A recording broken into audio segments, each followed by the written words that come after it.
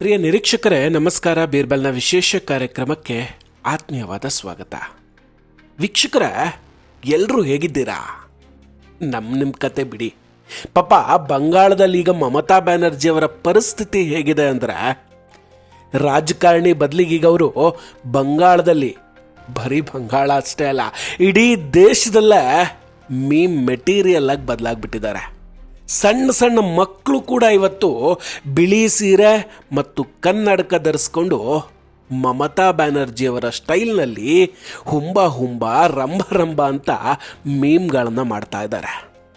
ಅದೆಲ್ಲ ಬಿಡಿ, ಮಾರ್ಕಂಡಯ್ಯ ಕಚ್ಚು ಅವರಂತಹ ಹಿರಿಯ ವ್ಯಕ್ತಿಗಳು ಕೂಡ ಪಶ್ಚಿಮ ಬಂಗಾಳದಲ್ಲಿ ಮಮತಾ ಬ್ಯಾನರ್ಜಿಯವರನ್ನು ಮದುವೆಯಾಗುವಂತಹ ಒಬ್ಬನೇ ಒಬ್ಬ ಧೈರ್ಯವಂತ ಗಂಡಸಿಲ್ವಾ ಅಂತ ವ್ಯಂಗ್ಯವಾಗಿ ಪ್ರಶ್ನೆ ಮಾಡ್ತಾ ಇದ್ದಾರೆ.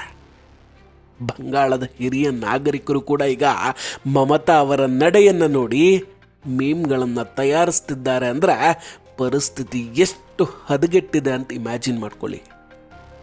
ಇದೆಲ್ಲದರ ನಡುವೆ ದೀದಿ ಸರ್ಕಾರ ಇದ್ದಾಗ ಹುಲಿ ಥರ ಎಗರಾಡ್ತಿದ್ದ ಮುಸ್ಲಿಂ ನಾಯಕನೊಬ್ಬ ಈಗ ಬಿಕ್ಕಿ ಹತ್ಕೋತಾ ನನ್ನನ್ನು ಕಾಪಾಡಿ ಅಂತ ಕೇಳ್ಕೊಳ್ತಾ ಇದ್ದಾನೆ.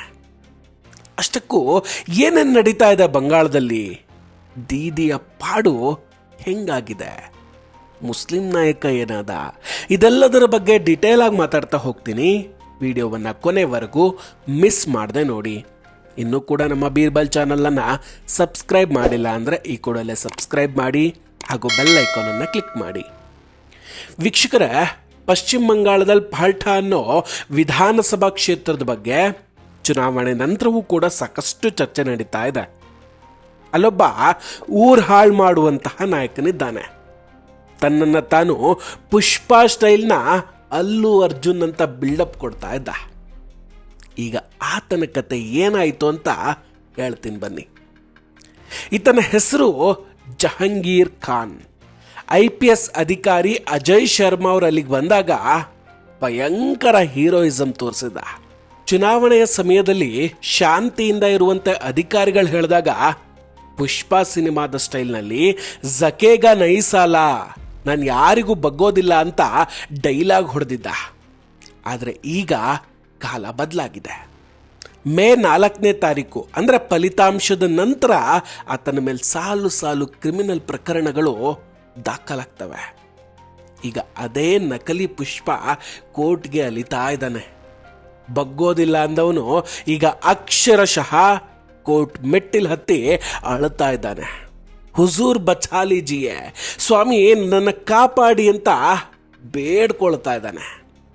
ಗಂಗಾಜಲ್ ಸಿನಿಮಾದಲ್ಲಿ ವಿಲನ್ ಓಡ್ ಹೋದಂಗೆ ಮುಖ ಮುಚ್ಕೊಂಡು ಪೊಲೀಸರಿಂದ ತಪ್ಪಿಸ್ಕೊಳ್ಳೋದಕ್ಕೆ ಪ್ರಯತ್ನ ಪಡ್ತಾ ಇದ್ದಾನೆ. ಈತ ಏನೋ ಸಾಮಾನ್ಯದವನಲ್ಲ ವೀಕ್ಷಕರೇ. ಒಂದು ಕಾಲದಲ್ಲಿ ಹೆಣ್ಣು ಮಕ್ಕಳನ್ನು ಹೆದರಿಸ್ತಾ ಇದ್ದ. ಹಿಂದೂಗಳಿಗೆ ಮತದಾನ ಮಾಡೋದಕ್ಕೆ ಬಿಡದೆ ಬೆದರಿಕೆ ಹಾಕ್ತಾ ಇದ್ದ.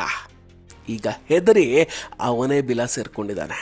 ಸದ್ಯಕ್ಕೇನೋ ಕೋರ್ಟು ಜಹಂಗೀರ್ಗೆ ಸ್ವಲ್ಪ ರಿಲೀಫನ್ನು ಕೊಟ್ಟಿದೆ. ಮೇ 26ರವರೆಗೆ ನ್ಯಾಯಾಲಯ ಆತನನ್ನು ಬಂಧಿಸಬಾರದು ಅಂತ ಹೇಳಿದೆ. ಹಂಗಂತ ಇದರ ಅರ್ಥ ಆತ ನಿರಪರಾಧಿ ಅಂತಲ್ಲ. ಆತ ಚುನಾವಣಾ ಅಭ್ಯರ್ಥಿಯಾಗಿರೋದ್ರಿಂದ ಪ್ರಜಾಪ್ರಭುತ್ವದ ಪ್ರಕ್ರಿಯೆಯಲ್ಲಿ ಭಾಗವಹಿಸೋದಕ್ಕೆ ಈ ಅವಕಾಶವನ್ನು ನೀಡಲಾಗಿದೆ. ಇದನ್ನು TMC ನಾಯಕರು ನಮಗೆ ಸಿಕ್ಕಂತಹ ಜಯ ಅಂತ ಸಂಭ್ರಮಿಸಲೂಬಹುದು, ಅದು ಬೇರೆ ವಿಷಯ. ಆದರೆ ಮೇ 26ರ ನಂತರ ಆತನಿಗೆ ಮಾರಿ ಹಬ್ಬ ಅಂತೂ ಕಾದಿದೆ. ಇದುವರೆಗೂ ಮಮತಾ ಬ್ಯಾನರ್ಜಿಯವರ ರಕ್ಷಣೆಯಲ್ಲಿದ್ದ. ಆದರೆ ಈಗ ಕಾನೂನು ತನ್ನ ಕೆಲಸವನ್ನು ಶುರು ಮಾಡಿಕೊಂಡಿದೆ. ಬಂಗಾಳ ತುಂಬ ವೇಗವಾಗಿ ಬದಲಾಗ್ತಾ ಇದೆ ವೀಕ್ಷಕರೇ. ಪೊಲೀಸ್ ಅಧಿಕಾರಿಗಳ ಬದಲಾವಣೆಯ ಕೆಲಸ ಕೂಡ ಆರಂಭ ಆಗಿದೆ. ಇದು ಬಂಗಾಳದ ಜನತೆಗೆ ಸಿಗ್ತಾ ಇರುವಂತಹ ಅತೀ ದೊಡ್ಡ ಭರವಸೆ ಅಂತ ಹೇಳ್ಬೋದು. ಇದುವರೆಗೂ ಯಾರು ಮಮತಾ ಬ್ಯಾನರ್ಜಿಯವರ ಮಾತು ಕೇಳ್ತಾ ಇರಲಿಲ್ವೋ ಅಂತಹ ಪ್ರಾಮಾಣಿಕ ಅಧಿಕಾರಿಗಳನ್ನು ಮೂಲೆ ಗುಂಪು ಮಾಡ್ತಿದ್ರು. ಫಾರ್ ಎಕ್ಸಾಂಪಲ್ 1996 ಬ್ಯಾಚ್ನ IPS ಅಧಿಕಾರಿ ದಮಯಂತಿ ಸೇನ್ ಇವರನ್ನು 2012ರಿಂದಲೇ ಮೂಲೆ ಗುಂಪು ಮಾಡಿದ್ರು. ಈಗ ಅವರನ್ನು ವಾಪಸ್ ಕರೆತರಲಾಗ್ತಾ ಇದೆ. ದಮಯಂತಿ ಸೇನ್ ಅವರು ಅತ್ಯಂತ ಪ್ರಖರ ಮತ್ತು ಪ್ರಾಮಾಣಿಕ ಅಧಿಕಾರಿ ಅಂತ ಹೆಸರುವಾಸಿಯಾಗಿದ್ದವರು. ಅವರನ್ನು ವಿಶೇಷವಾಗಿ SC/ST ಮತ್ತು ಅಲ್ಪಸಂಖ್ಯಾತ ಮಹಿಳೆಯರ ಮೇಲೆ ನಡೆದಂತಹ ದೌರ್ಜನ್ಯಗಳ ತನಿಖೆಗೆ ಅಂತ ತರಲಾಗ್ತಾ ಇದೆ. ಮಮತಾ ಬ್ಯಾನರ್ಜಿಗೆ ಇಂತಹ ಅಧಿಕಾರಿಗಳನ್ನು ಕಂಡ್ರೆ ಬಿಲ್ಕುಲ್ ಆಗೋದಿಲ್ಲ. ಯಾಕಂದ್ರೆ ಇವರು ಅಪರಾಧಿಗಳ ವಿರುದ್ಧ ಕಠಿಣ ಕ್ರಮ ತೆಗೆದುಕೊಳ್ತಾರಲ್ವೇ. ಸೊ ಈಗ ಸುಮಾರು 180 ಕೇಂದ್ರ ಅಧಿಕಾರಿಗಳನ್ನು ಬಂಗಾಳದ ವ್ಯವಸ್ಥೆಯನ್ನು ಸುಧಾರಿಸೋದಕ್ಕೆ ಅಂತ ಬಳಸ್ಕೊಳ್ಳಾಗ್ತಾ ಇದೆ. ಇನ್ನೊಂದು, ಬಂಗಾಳದಲ್ಲಿ ತುಂಬ ದೊಡ್ಡ ಸಮಸ್ಯೆ ಆಗಿದ್ದು ವಸೂಲಿ ದಂಧೆ. ಸುವೇಂದು ಅಧಿಕಾರಿ ಮತ್ತು ಹೊಸದಾಗಿ ಬಂದಿರುವಂತಹ ಅಧಿಕಾರಿಗಳು ಈಗ ಈ ಜಾಲವನ್ನು ಬೇರ್ ಸಮೇತ ಕಿತ್ತೊಗೆಯೋದಕ್ಕೆ ನಿರ್ಧಾರ ಮಾಡಿದ್ದಾರೆ. ಕಳೆದ 3-4 ವರ್ಷಗಳಲ್ಲಿ ಯಾರು ಎಷ್ಟು ಕಟ್ ಮನಿಯನ್ನು ಪಡೆದಿದ್ದಾರೆ, ಈ ಹಣ ಯಾರ ಮನೆಗೆ ತಲುಪಿದೆ ಮತ್ತು ಅದರ ಫಲಾನುಭವಿಗಳು ಯಾರು ಅನ್ನೋ ಬಗ್ಗೆ ಸಂಪೂರ್ಣ ಪಟ್ಟಿ ತಯಾರಿಸೋದಕ್ಕೆ IPS ಅಧಿಕಾರಿಗಳಿಗೆ ಸೂಚನೆಯನ್ನು ಕೂಡ ಕೊಡಲಾಗಿದೆ. ಅಷ್ಟೇ ಅಲ್ಲ ವೀಕ್ಷಕರೇ, ಕ್ಯಾಶ್ ಫಾರ್ ಜಾಬ್ ಹಗರಣದ ತನಿಖೆಯೂ ಈಗ ಚುರುಕಾಗ್ತಾ ಇದೆ. ಮಾಜಿ ಚೇರ್ಮನ್ಗಳನ್ನು ವಿಚಾರಣೆಗೆ ಒಳಪಡಿಸಲಾಗ್ತಾ ಇದೆ. ಇಡೀ ವ್ಯವಸ್ಥೆಯನ್ನ ಗಂಗಾಜಲ್ ಸಿನಿಮಾದಂತೆ ಸ್ವಚ್ಛಗೊಳಿಸುವ ಕೆಲಸ ನಡೀತಾ ಇದೆ. ಬಂಗಾಳದಲ್ಲಿ ನಡೀತಾ ಇರುವಂತಹ ಈ ಎಲ್ಲ ಬೆಳವಣಿಗೆಗಳನ್ನು ನೋಡ್ತಾ ಇದ್ರೆ ಉತ್ತರ ಪ್ರದೇಶದ ಯೋಗಿ ಆದಿತ್ಯನಾಥ್ ಅವರ ಮಾದರಿ ನೆನಪಾಗ್ತಾ ಇದೆ. ಯೋಗಿ ಆದಿತ್ಯನಾಥ್ ಅವರು ಕೂಡ ಇಡೀ ಭಾರತಕ್ಕೆ ಒಂದು ಹೊಸ ಉದಾಹರಣೆಯನ್ನು ಕೊಟ್ಟವರು. ಅಕ್ರಮವಾಗಿ ಕಟ್ಟಿದ ಕಟ್ಟಡಗಳ ಮೇಲೆ ಬುಲ್ಡೋಸರ್ ಚಲಾಯಿಸೋದು ಅಥವಾ ಅಪರಾಧಿಗಳನ್ನು ಮಟ್ಟ ಹಾಕೋದು ಈಗ ಬಂಗಾಳದಲ್ಲೂ ನಡೀತಾ ಇದೆ. ಅವತ್ತು ಅಲ್ಲಿ ಅತೀಕ್ ಅಹಮದ್ ಅಂತವರನ್ನು ಹೇಗೆ ಯೋಗಿಜಿ ಮಟ್ಟ ಹಾಕಿ ನೆಲಸಮ ಮಾಡಿದ್ರೋ ಹಾಗೆ ಇವತ್ತು ಸುವೇಂದು ಅಧಿಕಾರಿಯವರು ಜಹಂಗೀರ್ ಅಂತವರನ್ನು ನೆಲಸಮ ಮಾಡೋದಕ್ಕೆ ಮುಂದಾಗಿದ್ದಾರೆ. UPಯಲ್ಲಿ ವಕೀಲ ಒಬ್ಬ ಅಕ್ರಮವಾಗಿ ಕಟ್ಟಿದ್ದಂತಹ ಚೇಂಬರ್ ಮೇಲೆ ಬುಲ್ಡೋಸರ್ ಚಲಾಯಿಸಿದಾಗ ಅಖಿಲೇಶ್ ಯಾದವ್ ಅವರು ಬೆಂಬಲಕ್ಕೆ ನಿಂತಿದ್ರು. ಆದರೆ ಜನ ಯಾರು ತಪ್ಪು ಮಾಡ್ತಿದ್ದಾರೆ ಅನ್ನೋದನ್ನು ತುಂಬ ಸೂಕ್ಷ್ಮವಾಗಿ ಗಮನಿಸ್ತಾ ಇರ್ತಾರೆ ವೀಕ್ಷಕರೇ.